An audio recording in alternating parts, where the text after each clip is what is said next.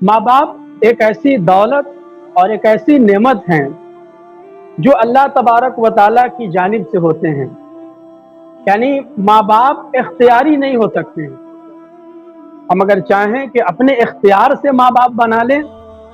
تو اختیار سے کوئی کسی کو اپنا باپ یا کوئی کسی خاتون کو ماں نہیں بنا سکتا۔ یہ پروردگار عالم کی طرف سے طے ہو کر کے آتا ہے کہ اس لڑکے کے یا اس لڑکی کے ماں باپ یہ ہوں گے، اس انسان کے ماں باپ یہ ہوں گے۔ تو یہ پروردگار عالم کی طرف سے طے شدہ رشتہ ہے۔ اور آپ احادیث کا مطالعہ کریں گے تو آپ کو معلوم ہوگا، یا قرآن کریم کی آیتیں پڑھیں گے، ماں باپ کو اف تک نہ کہو، یعنی ماں باپ کو اف کہنے سے بھی منع کر دیا گیا۔ یعنی کوئی اور بات کہیں جس سے ماں باپ کو تکلیف پہنچے وہ تو بہت بڑی بات ہے، بلکہ کبھی کبھی ہوتا یہ ہے کہ ماں باپ کسی چیز کو پسند کر رہے ہوتے ہیں اور ہماری طبیعت بیٹے کی طبیعت سے وہ بات میچ نہیں کرتی ہے، بیٹا اس کو ناپسند کرتا ہے تو اکتاہٹ کا اظہار کرنے کے لیے اف کہہ دیتا ہے۔ تو اللہ رب العزت نے اس لفظ کے استعمال سے بھی منع فرمایا۔ اللہ کے رسول صلی اللہ تعالیٰ علیہ وآلہ وسلم نے تو اپنی والدہ ماجدہ کا وہ زمانہ نہیں پایا کہ آپ اس طرح سے خدمت کر سکیں، مگر حضور پاک صلی اللہ علیہ وسلم نے جو ایک بچے اور ماں کے درمیان جو برت کر دکھایا ہے کہ کس طرح سے رشتہ ہونا چاہیے، بلا شبہ حضور نے ارشاد بھی فرمایا ہے، یعنی اپنے قول سے بھی فرمایا ہے اور فعل سے بھی سکھایا ہے۔ حضور پاک صلی اللہ علیہ وسلم کی حدیث ہے کہ جب میں کھڑا ہوتا ہوں نماز پڑھنے کے لیے، پڑھانے کے لیے، عہد رسالت میں خواتین بھی جاتی تھیں، بچے بھی جاتے تھے، تو جب خواتین نماز میں کھڑی ہوتی ہیں اور ان میں سے کسی کا بچہ رونے لگتا ہے تو میں یہ سوچ کر کے کھڑا ہوا ہوتا ہوں کہ نماز کو لمبی پڑھوں گا، لمبی قرات ہوگی اور انتہائی ٹھہر ٹھہر کر کے تمام ارکان کی ادائیگی ہوگی۔ لیکن حضور فرماتے ہیں کہ جب کبھی میں سنتا ہوں کہ کوئی بچہ رو رہا ہوتا ہے تو میں اپنی نماز کم کر دیتا ہوں، اپنی نماز مختصر کر دیتا ہوں، جلدی سے نماز کی ادائیگی کر لیتا ہوں۔ تو حضور پاک صلی اللہ علیہ وسلم کا کردار ملاحظہ فرمائیے کہ آپ ایک بچے کی آہوزاری اور رونا بھی گوارا نہیں کر رہے ہیں، اس کے لیے سب سے اہم العبادات کو مختصر فرما دے رہے ہیں، جلدی جلدی سے نماز کی ادائیگی کر لے رہے ہیں کہ کہیں ایسا نہ ہو کہ ایک ماں اپنے بچے کے لیے، اپنی بچی کے لیے تڑپ جائے اور نماز کی وجہ سے اس کا بچہ بھی اور روئے اور اپنی ماں کی شفقتوں سے دور رہے۔ ماں ہو یا باپ ہو، دونوں کا مقام و مرتبہ بہت بلند ہے، سب کا مقام اور سب کا مرتبہ، سب کا درجہ اپنی اپنی جگہ اتنا بڑھ کر ہے کہ اس کا اندازہ نہیں لگایا جا سکتا ہے۔ یوں کہہ لیا جائے کہ کسی کا مرتبہ ایک بیٹے کے لیے، ایک فرزند کے لیے کم نہیں ہوتا ہے۔ ہاں یہ ہے کہ شفقت اور حسن سلوک، صلہ رحمی سب سے زیادہ کی جائے گی تو وہ ماں کے ساتھ کی جائے گی۔ ایک مرتبہ صحابی رسول نے عرض کیا، یا رسول اللہ، سب سے زیادہ حسن سلوک کا مستحق کون ہے؟ تو اللہ کے رسول صلی اللہ علیہ وسلم نے ارشاد فرمایا، تمہاری ماں۔ پھر اس کے بعد انہوں نے عرض کیا، پھر حضور صلی اللہ علیہ وسلم نے وہی جواب دیا، تمہاری ماں۔ پھر اس کے بعد صحابی رسول نے عرض کیا تو اللہ کے رسول صلی اللہ علیہ وسلم نے فرمایا، تمہاری ماں۔ اور پھر جب چوتھی مرتبہ دریافت کیا تو اللہ کے رسول صلی اللہ علیہ وسلم نے فرمایا کہ تمہارے والد۔ یعنی ماں، چونکہ ایک ماں کے ساتھ بچے کا جو رشتہ ہوتا ہے وہ کچھ زیادہ ہی گہرا ہوتا ہے، اس لیے کہ ماں ہی ہوتی ہے جو شکم میں پال کر کے اپنے بچے کو 9 مہینے کے لمبے ایام برداشت کرتی ہے، تکلیف کے ساتھ تکلیف اٹھاتی ہے۔ تو وہیں سے ماں کے ساتھ ایک بچے کا رشتہ ثابت ہو جاتا ہے، قائم ہو جاتا ہے۔ اس کے بعد اس کی جو شفقتیں ہوتی ہیں، اس کی مہربانیاں جو ہوتی ہیں، یوں کہہ لیا جائے کہ بچے کا ہاتھ نہیں ہوتا، ماں کا ہاتھ ہوتا ہے، بچے کی آنکھ نہیں ہوتی، ماں کی آنکھ ہوتی ہے۔ یعنی ساری ذمہ داری اور دیکھ ریکھ کا کام ماں اس طرح انجام دیتی ہے کہ بچے کو اگر ذرہ سا بھی امکان بھی ہوتا ہے کہ کوئی تکلیف پہنچ جائے گی تو ماں اس کے لیے حساس ہو جاتی ہے اور اس کی تکلیف کو دور کرنے کے لیے بھرپور کوشش کرتی ہے، بے چین ہو جاتی ہے، پریشان ہو جاتی ہے اور اس کی نیند اڑ جاتی ہے۔ یہ ایک ماں کا احساس ہوتا ہے جو ہر گھڑی دیکھنے کو ملتا ہے۔ اسی لیے بے اسلام شک نے ماں کے قدموں کے نیچے جنت کو رکھ دیا ہے۔ آپ کو بے وہ شک بے واقعہ شک یاد ہوگا، بلکہ پوری دنیا جانتی ہے کہ حضرت اویس قرنی رضی اللہ تعالیٰ عنہ ہیں۔ 20 سال کا زمانہ، لمبا عرصہ انہوں نے گزارا تھا۔ اس زمانے میں حضور پاک صلی اللہ تعالیٰ علیہ وسلم کی موجودگی رہی، لیکن اس لمبے عرصے میں بھی وہ حضور کی زیارت نہ کر سکے۔ کیوں زیارت نہ کر سکے؟ ماں کی وجہ سے۔ ایک مرتبہ ماں کی اجازت سے مدینہ تشریف بھی لائے، لیکن اللہ کے رسول صلی اللہ تعالیٰ علیہ وآلہ وسلم مدینہ سے باہر تشریف لے جا چکے تھے، تو اپنی حاضری کو درج کرا لیا، لیکن حضور کی زیارت کیے بغیر اللہ کی خدمت میں حاضر ہو گئے۔ حالانکہ صحابیت کتنا بڑا مقام و مرتبہ ہے، اور حضور کی زیارت کا کتنا مقام و مرتبہ ہے، یہ حضرت اویس قرنی کی نظر سے پوشیدہ نہیں تھا، مگر اس کے باوجود بھی انہوں نے ماں کی خدمت کو فوقیت دیا، اور حضور پاک صلی اللہ تعالیٰ علیہ وسلم کی خدمت میں جو موقع ملا صرف اسی میں حاضری دیا، اور اس سے ملاقات نہیں ہو پائی تو پھر اللہ کے رسول صلی اللہ علیہ وسلم کے یہاں جا کر اور اپنے وطن واپس چلے آئے۔ تو یہ واقعہ بھی بتاتا ہے کہ کتنا اہم ہے، اور حضور پاک صلی اللہ علیہ وسلم نے بھی اس کا صلہ کتنا عظیم دیا۔ آپ کو معلوم ہوگا کہ جب حضور پاک صلی اللہ علیہ وسلم نے وصیت فرمائی اپنی قمیص کی، تو کیا فرمایا کہ اویس کو دے دینا۔ تو اس سے اندازہ لگا سکتے ہیں کہ والد ہو یا والدہ ہو، ان کی خدمت کتنی بڑی چیز ہے، کہ صحابیت کا شرف حضرت اویس قرنی رضی اللہ تعالیٰ عنہ نے صرف اور صرف اپنی ماں کی وجہ سے، ماں کی خدمت کے سبب چھوڑ دیا۔ جب کبھی ماں کی فضیلت کو بیان کیا جاتا ہے اور یہ بیان ہوتا ہے کہ ماں کے قدموں کے نیچے جنت ہے،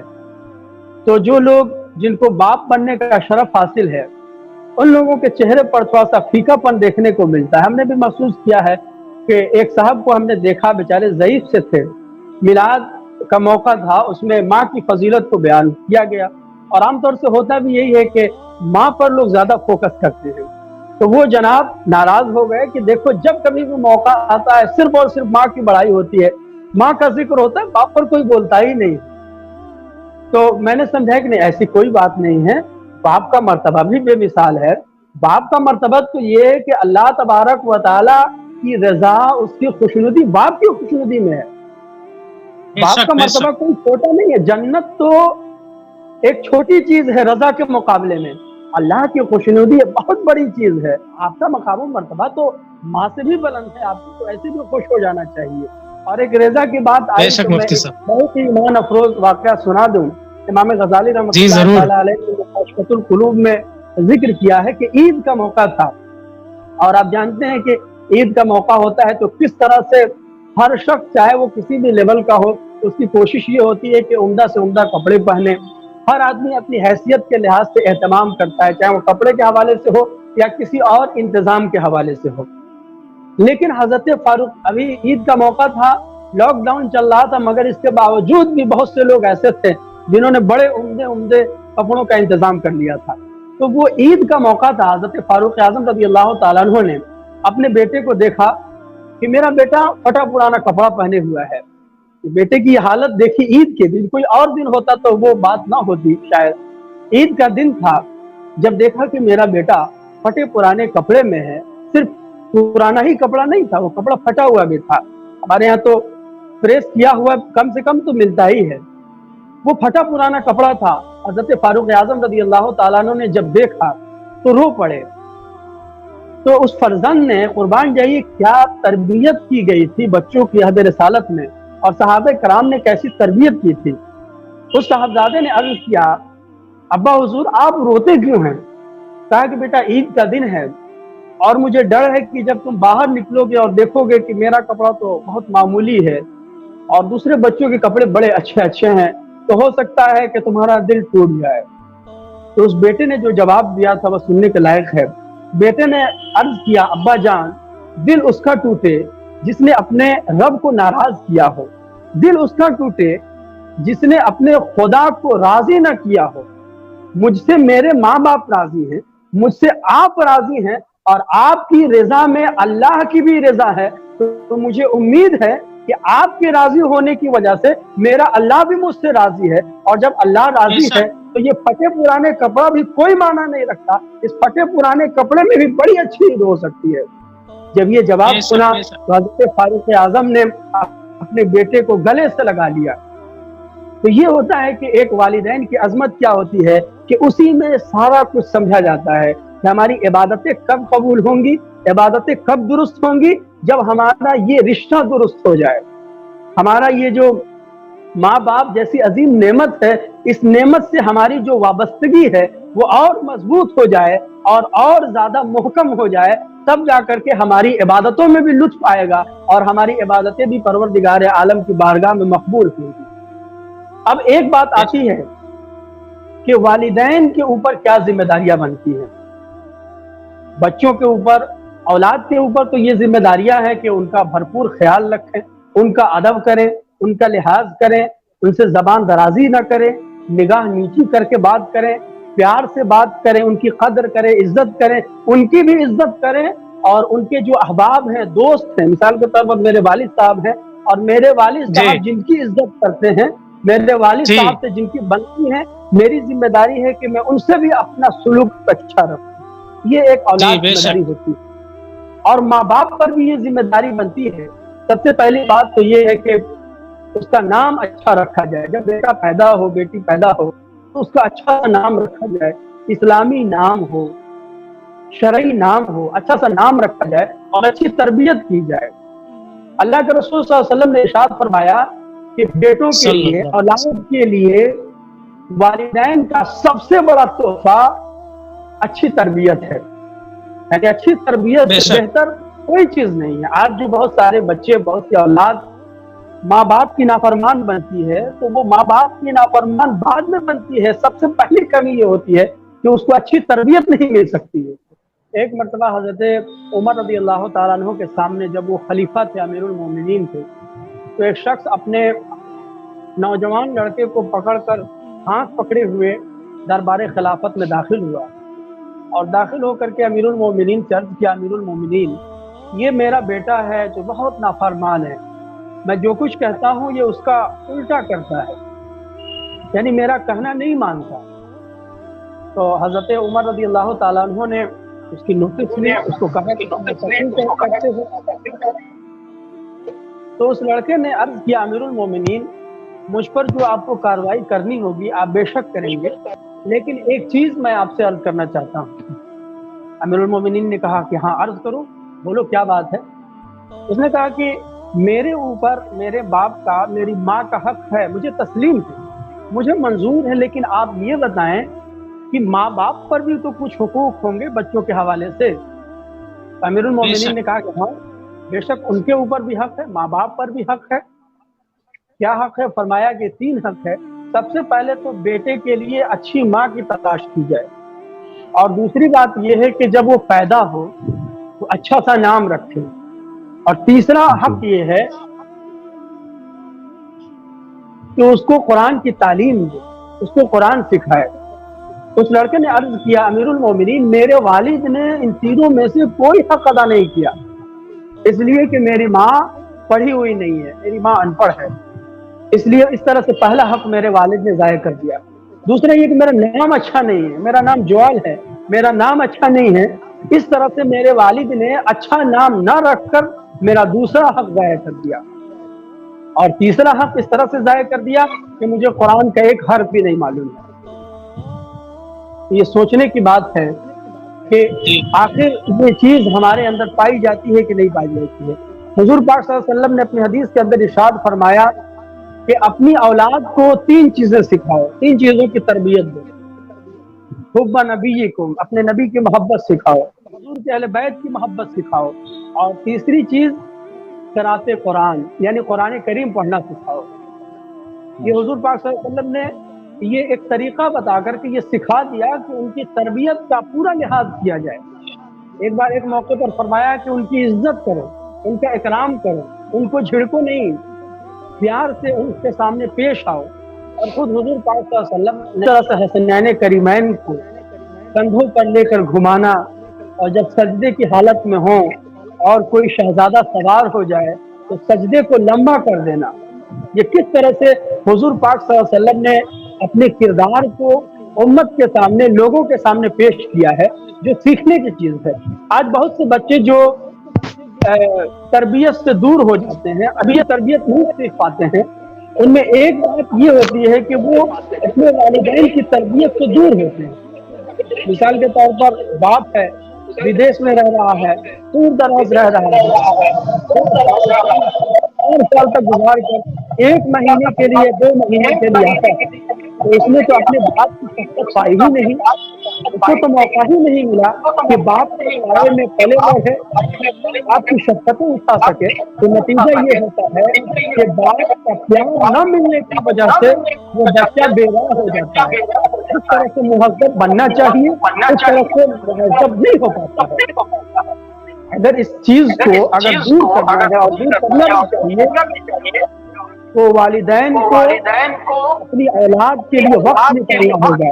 انہیں وقت نکال کر کے ان کی تربیت کرنی ہوگی۔ اگر ماں باپ ان کی تربیت کے لیے وقت نکالتے ہیں تو ان کے بگڑنے کا اور غیر مؤدب ہونے کا خطرہ بہت کم ہو جاتا ہے۔ اور اس طرح سے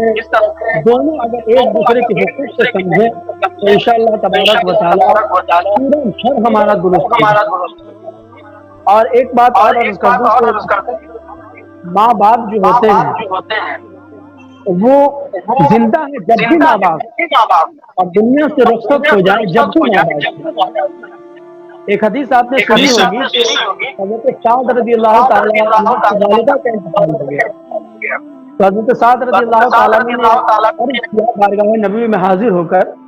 کہ اللہ کے رسول، میری والدہ کا انتقال ہو گیا ہے، کوئی ایک عمل آپ بتا دیں۔ تو اللہ کے رسول صلی اللہ علیہ وسلم نے فرمایا کہ پانی کا انتظام کرو۔ یہ ایک حدیث پاک ہے، لیکن اس میں ایک چیز آپ کو بتانا چاہوں گا کہ اللہ کے رسول صلی اللہ علیہ وسلم نے امت کا کتنا خیال رکھا ہے۔ حضور پاک صلی اللہ علیہ وسلم اگر یہ کہہ دیے ہوتے کہ کنواں کھودوا لو، تالاب کھودوا دو، تو بڑا مشکل امر ہوتا۔ ہر آدمی کی حیثیت کہاں تھی اس زمانے کی بھی اگر ہم بات کریں تو ہر آدمی کی حیثیت کہاں تھی جو کنواں کھودوا سکے؟